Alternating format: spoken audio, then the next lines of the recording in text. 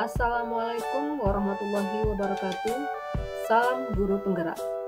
Saya Leni Asniar SPD dari SMA Negeri 5 Mandau, CGP Angkatan 9. Kali ini saya akan memaparkan tugas modul 1.1.A.8, yaitu koneksi antar materi, kesimpulan, dan refleksi terkait dengan pemikiran filosofis Ki Hajar Dewantara. Berdasarkan modul 1 yang telah saya pelajari, dasar-dasar pendidikan Ki Hajar Dewantara adalah 1. Menuntun, 2. Kekuatan kodrat atau kodrat anak untuk merdeka dan bermain, 3. Pendidikan yang berpihak pada anak, 4. Bukan tabula rasa, 5. Budi pekerti, 6. Filosofi petani, dan 7. Kodrat alam dan kodrat zaman. Berikut adalah pemaparan mengenai dasar-dasar pendidikan menurut Ki Hajar Dewantara. Yang pertama itu adalah menuntun. Pendidik itu hanya dapat menuntun tumbuh dan hidupnya kekuatan kodrat yang ada pada anak-anak, agar dapat memperbaiki lakunya, bukan dasarnya, hidup dan tumbuhnya kekuatan kodrat anak. Sesuai dengan 3 semboyan Ki Hajar Dewantara, yakni Ing Ngarso Sung Tulodo, Ing Madya Mangunkarso, dan Tut Uri Handayani. Di depan guru menjadi contoh, di tengah memberi semangat, dan di belakang memberikan dorongan atau motivasi. Yang kedua, yaitu kekuatan kodrat anak untuk merdeka dan bermain. Menurut Ki Hajar Dewantara, kemerdekaan itu sifat manusia berbudaya. Kemerdekaan mempunyai 2 ciri dasar, secara lahir bebas, secara batin mandiri. Kemudian, menurut Ki Hajar Dewantara, permainan anak itulah pendidikan. Dalam hal ini, pendidik harus memahami bahwa kodrat anak adalah bermain, sehingga dengan cara memasukkan unsur permainan dalam pembelajaran agar murid senang dan tidak mudah bosan. Yang ketiga, pendidikan yang berpihak pada anak. Sesuai dengan pemikiran Ki Hajar Dewantara, yaitu menghamba pada anak, yaitu sistem Among dengan ikhlas mengabdi pada anak. Dalam proses pembelajaran, pendidik harus berorientasi pada kebutuhan anak, sehingga anak dapat berkembang sesuai dengan minat, bakat, dan potensi yang dimilikinya. Kemudian yang keempat, bukan tabula rasa. Di sini, menurut Ki Hajar Dewantara, anak bukan kertas kosong yang bisa digambar sesuai keinginan orang dewasa. Anak lahir dengan kekuatan kodrat yang masih samar-samar. Pendidikan yang menuntun dan memfasilitasi atau membantu anak untuk menebalkan garis samar-samar tersebut agar dapat memperbaiki lakunya untuk menjadi manusia seutuhnya. Yang kelima adalah budi pekerti. Dengan adanya budi pekerti itu, tiap-tiap manusia berdiri sebagai manusia merdeka atau berpribadi yang dapat memerintah atau menguasai diri sendiri atau mandiri. Inilah manusia yang beradab, dan itulah maksud dan tujuan pendidikan dalam garis besarnya. Yang keenam, filosofi petani. Ki Hajar Dewantara mengibaratkan peran pendidik seperti seorang petani atau tukang kebun. Murid-murid itu bagaikan bulir-bulir biji jagung yang ditanam. Bila biji jagung ditanam di tanah yang subur dengan mendapatkan sinar matahari dan pengairan yang baik, maka meskipun biji jagung yang kurang berkualitas dapat tumbuh dengan baik karena perhatian dan perawatan dari Pak Tani.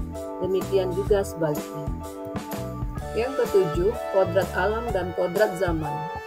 Dasar pendidikan anak berhubungan dengan kodrat alam dan kodrat zaman, di mana kodrat alam berkaitan dengan sifat dan bentuk lingkungan di mana anak berada.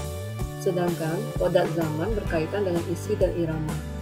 Dalam melakukan kegiatan yang terpadu, selalu diingat bahwa segala kepentingan anak-anak didik, baik mengenai kehidupan pribadinya, jangan sampai terlepas dari segala kepentingan yang berhubungan dengan kodrat keadaan, baik pada alam maupun zaman. Sementara itu, segala bentuk, isi, dan wirama, yakni cara mewujudkannya, hidup dan penghidupannya seperti itu, selalu disesuaikan dengan dasar-dasar dan asas-asas hidup kebangsaan yang layak dan tidak bertentangan dengan sifat-sifat kemanusiaan. Baiklah, selanjutnya saya akan melakukan refleksi terhadap pemikiran filosofis Ki Hajar Dewantara berdasarkan pertanyaan pemantik berikut, yaitu apa yang Anda percaya tentang murid dan pembelajaran di kelas sebelum Anda mempelajari modul 1.1? Yang saya percaya tentang murid dan pembelajaran di kelas sebelum saya mempelajari modul 1.1 adalah yang pertama adalah pembelajaran di kelas yang sering saya lakukan adalah lebih bersifat teacher centered, yaitu berpusat pada guru. Kemudian yang kedua, proses pembelajaran yang mengejar ketuntasan materi. Yang ketiga, pembelajaran dikatakan berhasil jika semua murid mencapai nilai KKM atau lebih. Dan yang keempat, penilaian pembelajaran lebih banyak berfokus pada penilaian pengetahuan. Refleksi berikutnya berdasarkan pertanyaan pemantik berikut, yaitu apa yang berubah dari pemikiran atau perilaku Anda setelah mempelajari modul ini? Yang berubah dari pemikiran atau perilaku saya setelah mempelajari modul ini adalah yang pertama adalah pembelajaran haruslah berpusat pada murid, karena yang menjadi objek pembelajaran adalah murid, di mana di antara mereka memiliki perbedaan antara minat, bakat, dan kebutuhan belajarnya. Kemudian yang kedua, proses pembelajaran yang bermakna bagi murid sesuai dengan kodrat alam dan kodrat zamannya.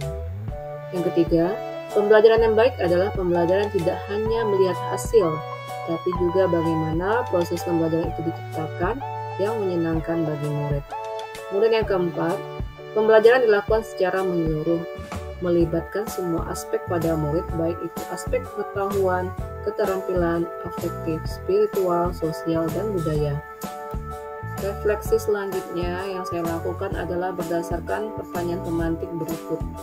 Apa yang dapat segera Anda terapkan lebih baik agar kelas Anda mencerminkan pemikiran Ki Hajar Dewantara? Yang dapat segera saya terapkan lebih baik agar kelas saya mencerminkan pemikiran Ki Hajar Dewantara adalah: pertama-tama saya akan merancang pembelajaran yang berpusat pada murid dan tentunya menyenangkan bagi murid. Di mana dalam merancang pembelajaran, hal yang saya perhatikan adalah pertama, menerapkan berbagai metode atau model pembelajaran yang sesuai dan menarik. Kemudian, menggunakan sumber belajar yang bervariasi. Selanjutnya, memberi pilihan kepada murid terkait dengan produk yang dihasilkan dalam pembelajaran. Kemudian, penerapan materi pembelajaran yang bersifat kontekstual dengan kehidupan sehari-hari murid. Hal berikutnya yang dapat saya terapkan adalah membuat kesepakatan kelas sebelum proses pembelajaran dimulai. Hal ini bertujuan agar terciptanya budaya positif pada proses pembelajaran di kelas, sehingga pembelajaran pun dapat dilaksanakan dengan aman dan kondusif. Selanjutnya, di kelas saya juga dapat melakukan ice breaking dalam pembelajaran. Hal ini bertujuan agar suasana pembelajaran tidak kaku dan siswa tetap termotivasi mengikuti pembelajaran. Demikianlah pemaparan tugas saya mengenai koneksi antar materi, kesimpulan, dan refleksi terkait dengan pemikiran filosofis Ki Hajar Dewantara. Semoga bermanfaat. Terima kasih. Salam bahagia. Assalamualaikum warahmatullahi wabarakatuh.